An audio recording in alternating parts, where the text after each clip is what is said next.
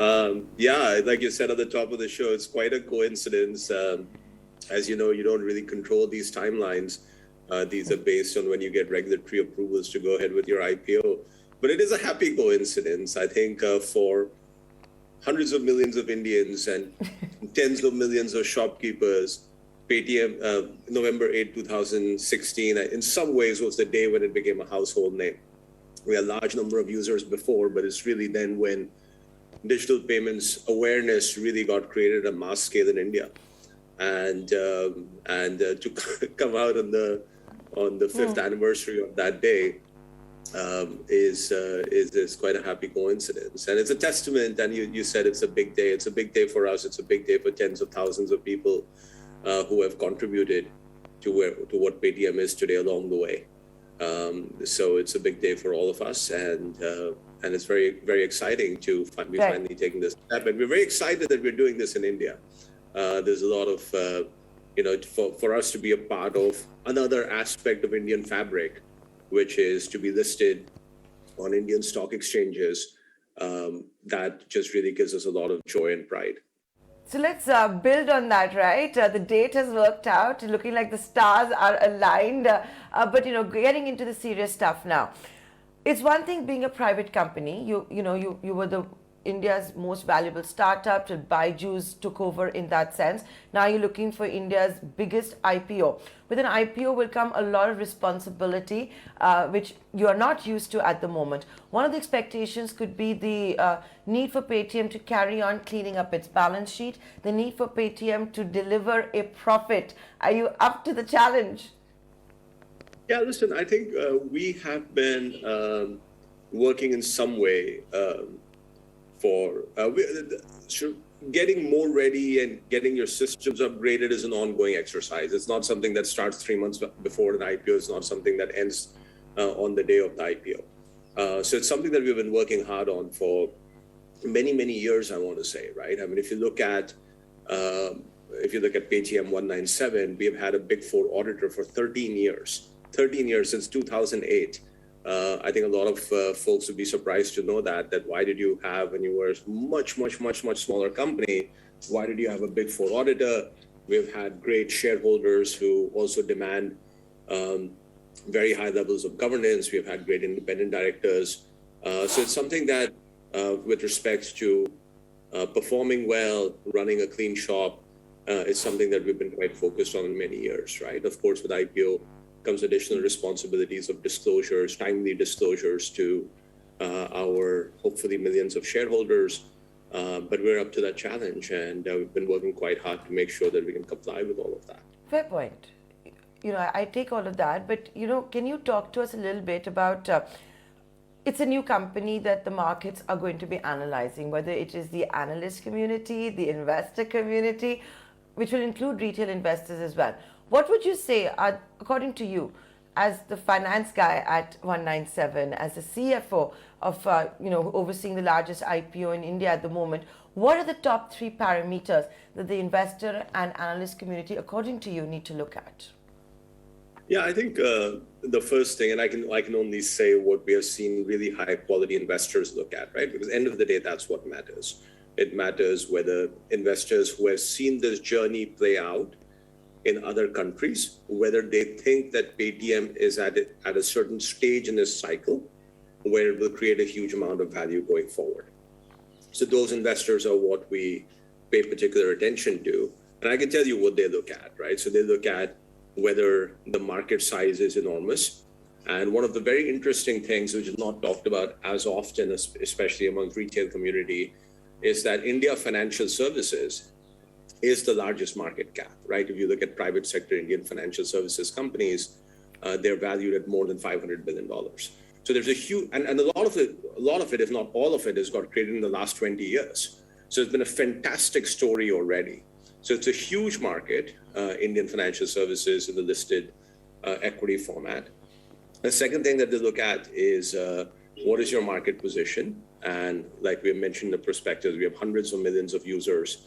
We have tens of millions of merchants, but we're just getting started.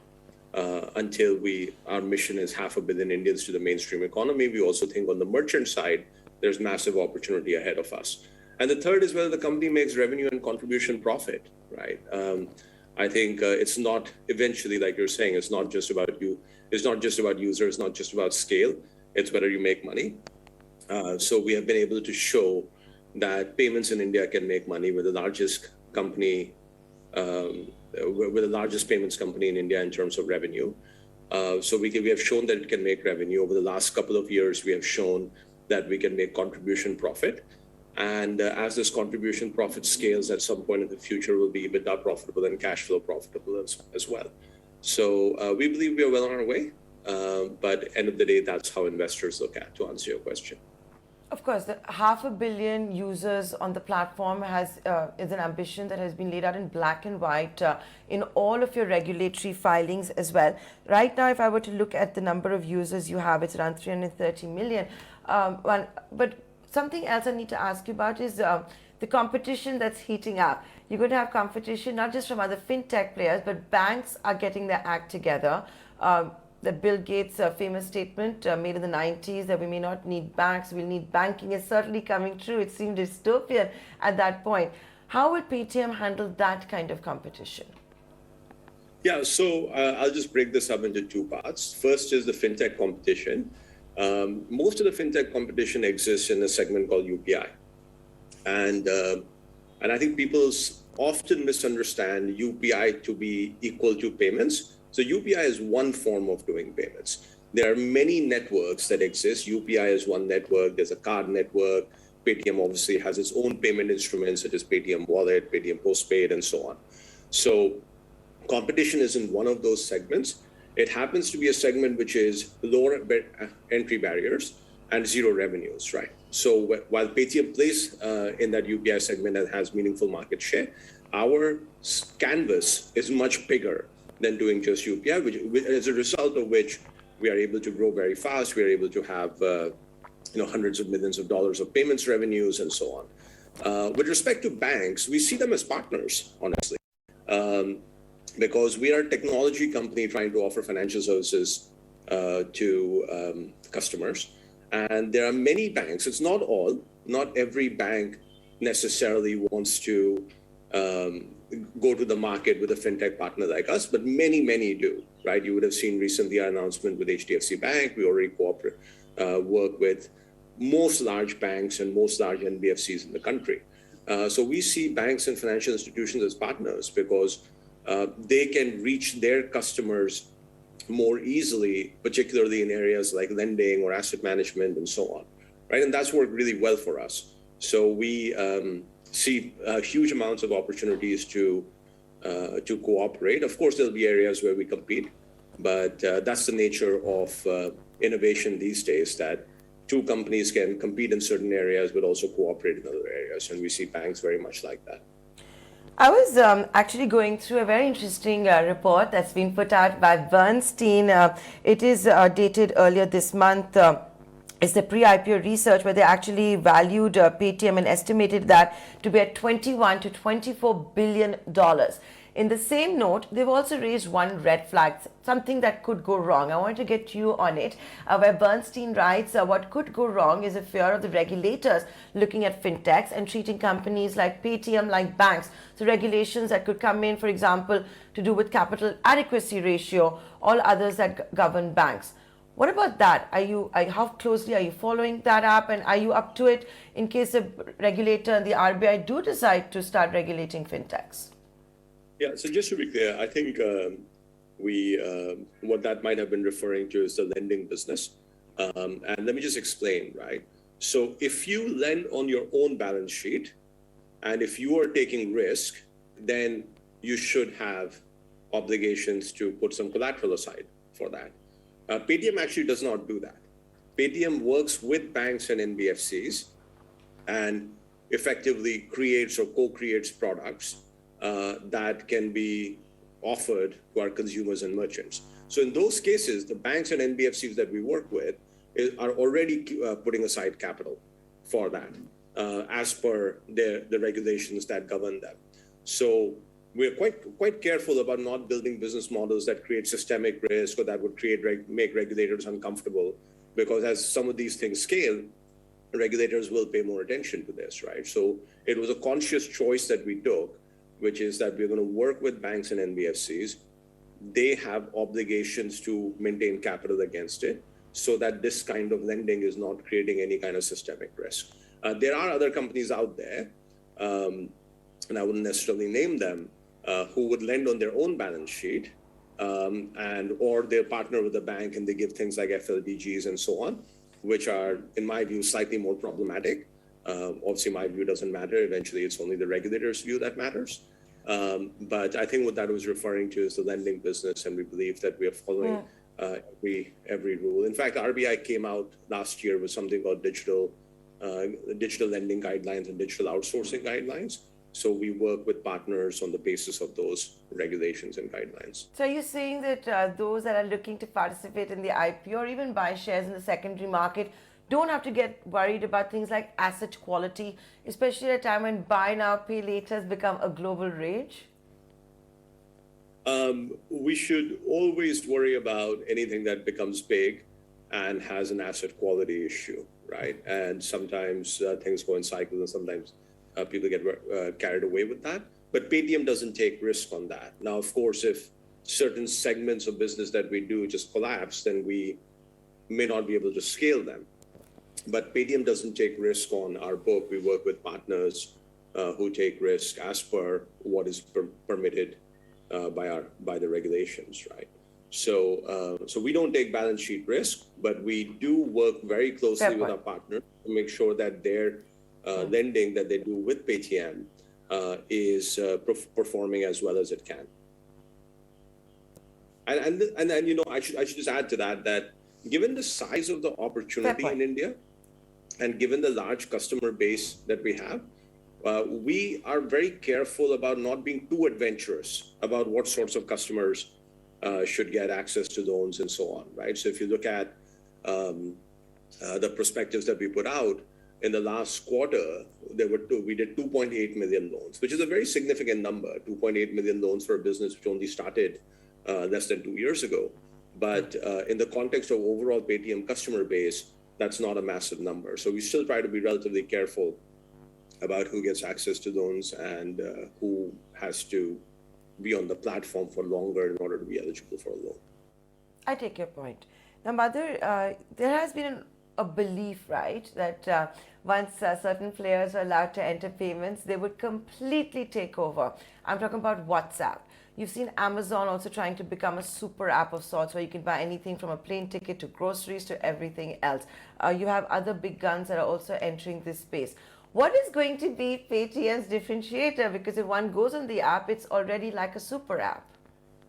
Yeah, so I think we very much believe in super app for a simple reason that customers and a large number of customers don't want to download a different app for everything that they want to do, especially the things which are medium to low frequency.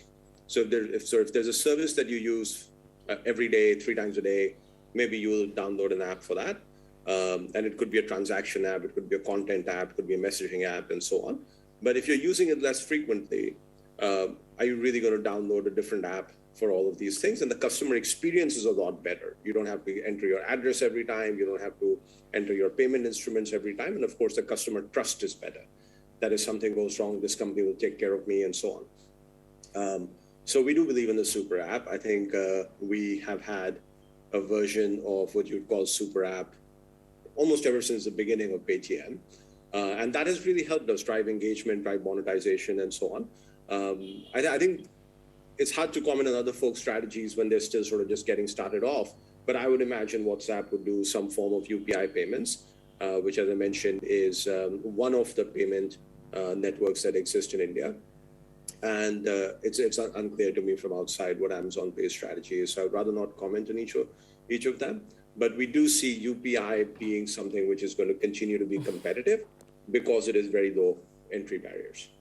So speaking of UPI, I think something the market can also learn from is Paytm's own journey with UPI, how you folks initially didn't believe in it, but then quickly pivoted and turned that around. But with the new market share guidelines that are going to come in, where the market share for each player is going to be capped, is another way of looking at it that Paytm could turn out to be the biggest beneficiary? We could do, but like I said, I think UPI is going to remain competitive. So you shouldn't think of UPI as static. You should think of it as, okay, there's 3 players today, maybe 2 or 3 or 5 years from now, there could be more players. In some ways, I don't think there'll be fewer players. The market share could start to sort of fragment across more players, but it could be, it is the case that market share for the largest players would come down. Whether they would come down in favor of some new player who decides to enter at that point of time or in favor of Paytm, it's forward-looking, so I would rather not comment on that. But there is an opportunity for us. But UPI is fundamentally lower entry barriers, so new players could get created, new platforms could get created. Within that, we do think Paytm market share will be fine as we continue to develop other forms of payments, right? So Paytm Wallet, Paytm Postpaid, offering them the super app, offering them the largest variety of use cases.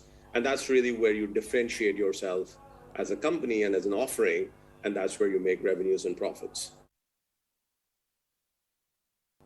Madhur, something else I wanted to ask you about is that in recent times, when we've been hearing about these unicorns and the blockbuster listings and IPOs, if you look at Zomato, it was being said it's a duopoly when it comes to the food delivery ecosystem.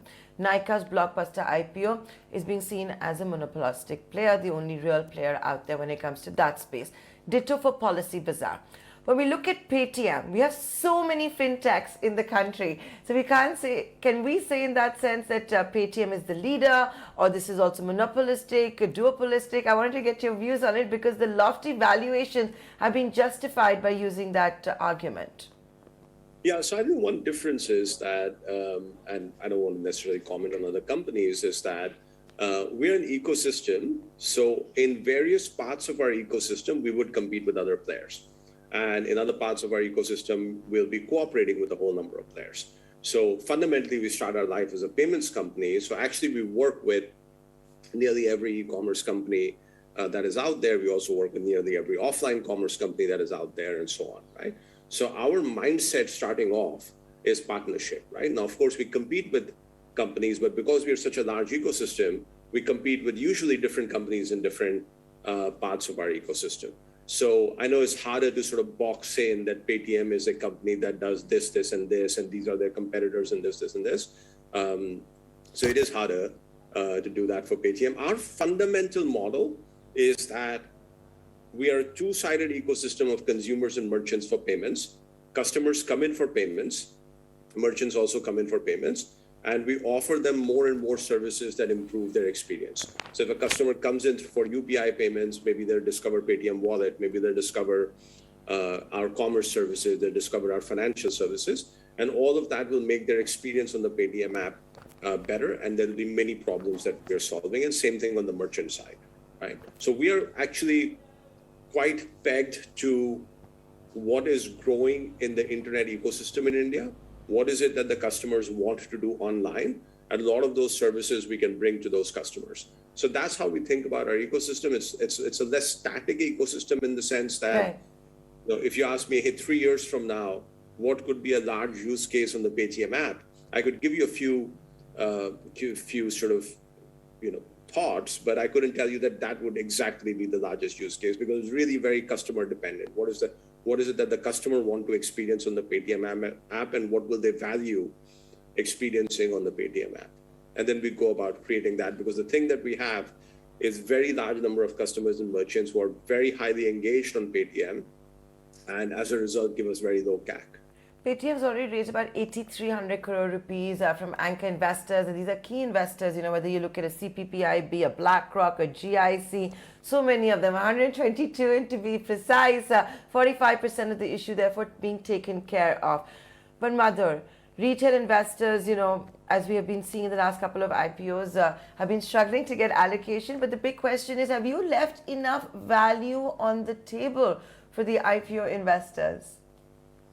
If I did not have the highest quality funds in the world, and if we were doing this IPO on the back of folks who were just short-term investors, then I would have sort of sat back a little bit and said, hey, are we doing the right thing? But I think to have the backing of in the anchor round of some of the highest quality investors around the world. I'm just saying that because that's where you sort of started the question, is one of the validations that the valuation is justified, at least in the eyes of the bluest of blue chip investors from around the world. So that's how we look at it, right? I mean, other than that, I'm sure everyone will have a point of view.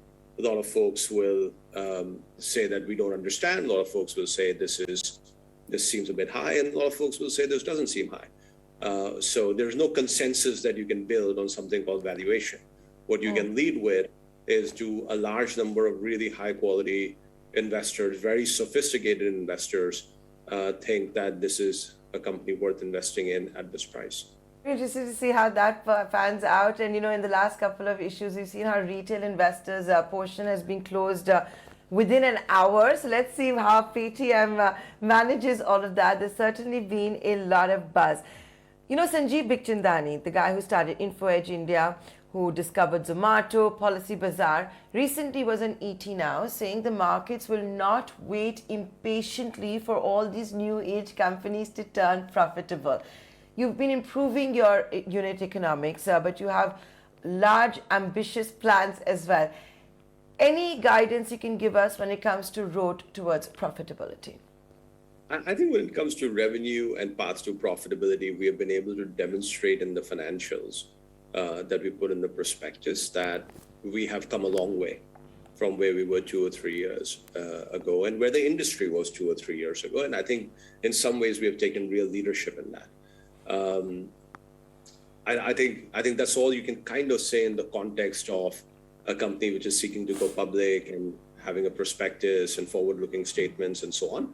But I think if you look at our prospectus, we did 245 crores of contribution profit in the last quarter alone. The year before that, in the entire year, we did 360 crores of contribution profit.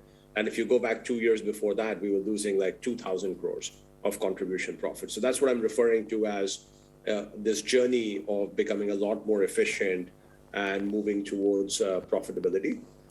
I do think that investors, while there's certain types of investors who would only invest in companies which are profitable, I think one of the things that investors look at is obviously whether you're making losses or profits, but they also look at where are you investing that money? Are you investing that money and is it giving you the kind of returns, kind of traction, kind of positive scale that they can look back and say, okay, this investment is justified, right? Because making investments is not a bad thing. I mean, companies make investments in CapEx and so on all the time. It's just that the type of companies that we invest in OpEx, right? We don't build factories, we don't build roads and so on. So our investments show up above EBITDA, and for a lot of companies, it doesn't show up above EBITDA because it shows up on the balance sheet. So I don't think investors mind companies making investments. In fact, they want to allocate capital to companies that are making investments. What they focus on is that being spent thoughtfully, and is it being spent with high efficiency? And that's what we really want to build. We want to be able to say that this is our ecosystem, this is where we spend money, this is where we monetize, and we are very efficient about how we do it. My final question to you, if you look at the Paytm cap table, look at the marquee investors you've had through the entire journey, right? Especially the last 5 years, from a Warren Buffett backed Berkshire Hathaway to Masa, SoftBank, even Alibaba, Jack Ma. What has been the advice from these veterans, these veterans that everybody looks up to as far as this IPO goes? I think one of the big pieces of advice, I'll talk about one general piece of advice and one IPO-related advice. The big piece of advice in general that we get is India is a huge market and we should have very, very high conviction about what we are doing in India, because the outcomes of what can get created in India, if you paint yourself a big canvas, right? So if you say, I'm going to do payments and I'm going to consumer internet, I'm going to do financial services, the market is enormous, and if you're going to attack that market, then you can create very large outcomes for ourselves. So the one big advice that we get is it's a huge market, very fast growing, and you should have very high conviction about that. And it's good to hear that not just from investors, but also investors who have gone through this journey as entrepreneurs. So that's been very positive, I think, in just creating the right mind frame at Paytm. And I think the advice that we got with respect to the IPO is very similar to the advice that was embedded in your questions, actually, Nayantara, which is, hey, are you guys ready? Do you have systems in place? Do you have disclosures in place? And finally, are you doing the right thing by your investors and by your retail investors? Listen, we could have priced the IPO higher if we wanted to, but we thought that this is the right balance between just making sure that the investors who come in this effectively round of funding of Paytm, or otherwise called the IPO, should be treated very, very fairly, right? So this is where we were comfortable, even though we could have priced the IPO higher.